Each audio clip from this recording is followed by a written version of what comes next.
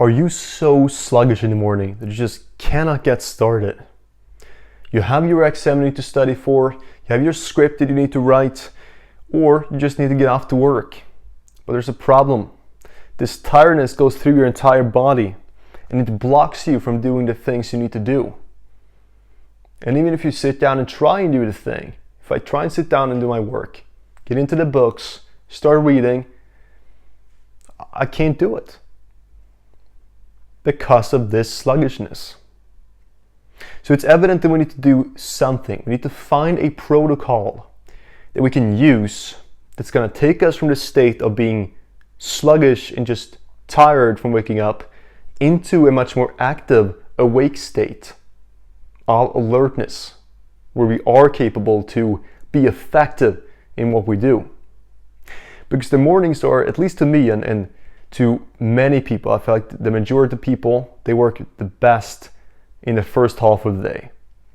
So we have the most energy for our brain to do the hardest tasks. That if you wait and do them in the evening, your brain is going to be so tired. So if we want to get anything done, we need to do it in the morning. So then this thing of being so tired and sluggish, it really does become a problem. Because if the most important time of our day is early on, and we have something that's hindering it, we need to deal with this thing. And I found a protocol that has two kind of variants to it for how we can quickly wake up and get so alert that we can then just move on and do what we need to do. The first one of the variants is that as soon as the alarm goes off, you run into the bathroom and you take a cold shower. So that could be anywhere from a few seconds to a few minutes, but you just make the water as cold as possible and then you turn it on. And this is gonna feel like a knife in the back for the first few times. But I can promise you that it's gonna wake you up. You're gonna be so much more alert, and you've also done something that's so hard to do. Like taking a cold shower, it's mentally tough on you. So after having done that, each and everything you have to do for the rest of the day is now going to be a lot easier to do because you started out with something that was so difficult. So it kind of has like dual benefits, the cold shower. But we're not done at that point though, because we want sunlight into our eyes. And not from looking out of the window or from turning all the different lights in our room on. We need to get outside and get the actual thing. And even if it's cloudy, like it often is, we can still get the sunlight through our eyes. As long as we can see outside, there's enough sunlight to benefit us and to wake us up. Because that's what it does. It's so good for the circadian rhythm. So it helps you to sleep faster when you go to bed and wake up at a good time. So you get out for about 10 to 20 minutes depending on how cloudy it is, and you get that sunlight into your eyes. And then for the third step, you come back in. So you've taken your cold shower, you've been outside, you've gotten some sunlight, and now you sit down and get to work.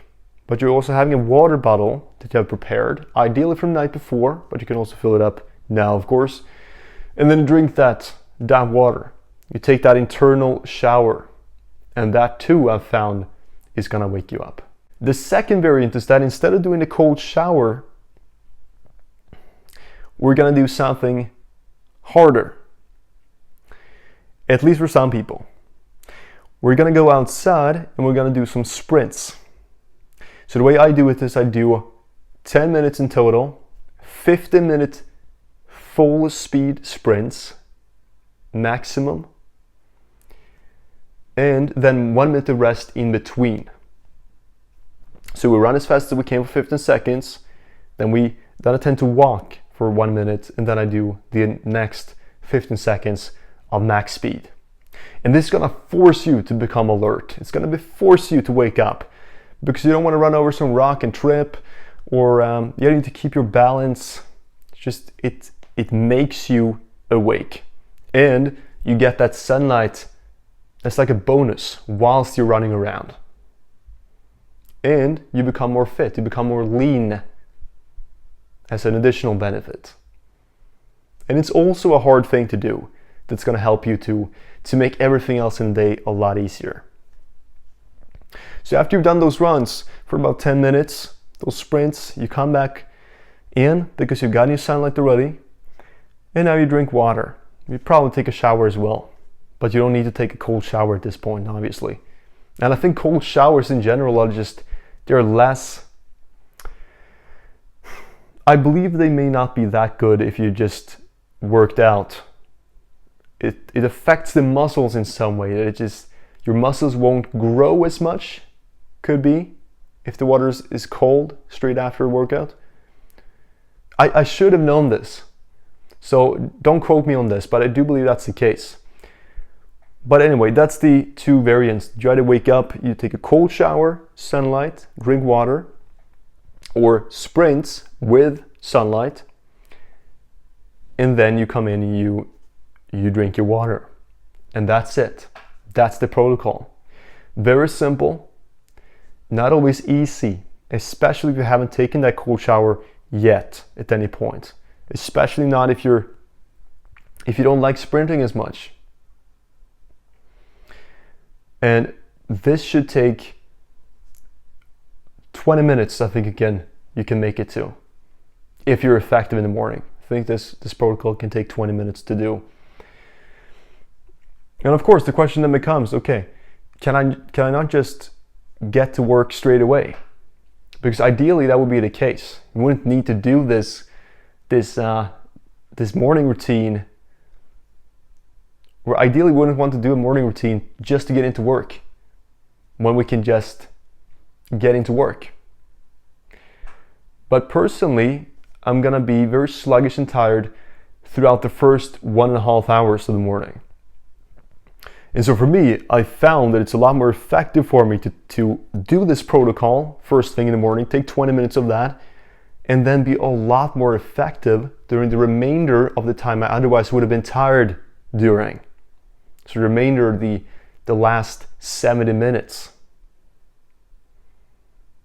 So those 70 minutes I'm being able to be fully awake, fully alert, and get a lot more done than if I tried to sit down and try to do some work and would try and fail for 90 minutes before I finally wake up naturally and get going. And you might also wonder, okay, but how about this thing that's kind of known for waking people up? Caffeine. Good question. According to Andrew Huberman, the Stanford professor, or he's probably more famous, more known as the guy on YouTube than for his teaching. He says that you should not drink caffeine, you should not intake caffeine in the first 90 minutes of your day after waking up. And that is because caffeine works on the adenosine system. So the adenosine system is kind of like, what caffeine does is it blocks the tiredness from building up.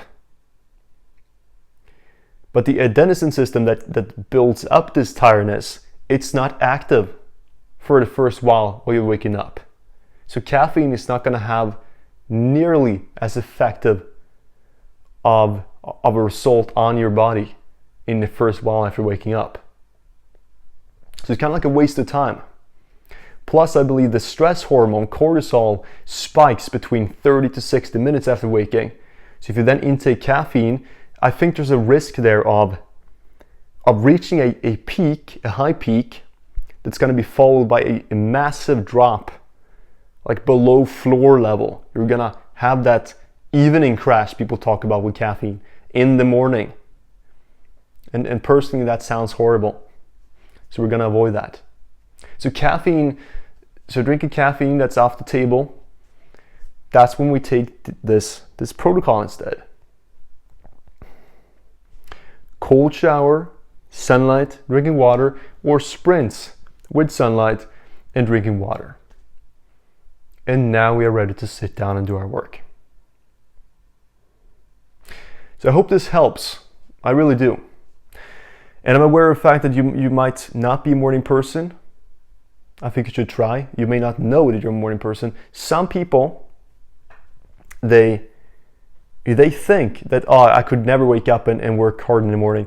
I believe you can. I believe most people could. It's just they've been so used to sleeping for too long in the morning. And I've found too that if you sleep for too long, you get sluggish over that too.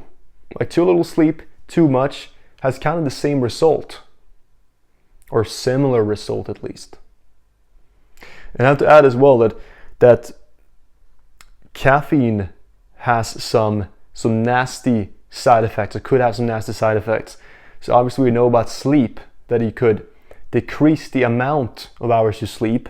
But a less known fact is that it also decreases the most important aspect of our sleep, which is a deep sleep. So during the deep sleep, our body kind of like regenerates in some way, I believe. Don't quote me on this though, but I believe that's the case.